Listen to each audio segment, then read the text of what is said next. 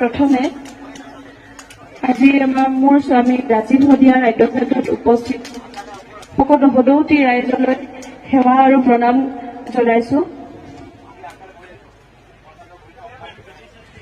আপোনালোকৰ উপস্থিতিয়ে আমাৰ গোটেই পৰিয়ালটোক কিমান সাহস দিছে মই ভাষাৰে বুজাব নোৱাৰিম। মোৰ মানুহজন কায়িকভাৱে যদিও আঁতৰি গৈছে, তেখেত সদায় আমাৰ মাজত জীয়াই থাকিব। তেখেতৰ গীতেৰে সুৰেৰে আমাৰ মাজত সদায় জীয়াই থাকিব। অসমীয়া জাতিটো থাকে মানে ৰাজীৱ শদিয়াও জীয়াই থাকিব, এয়া মোৰ বিশ্বাস আৰু আস্থা। 12 তাৰিখৰ পৰা 12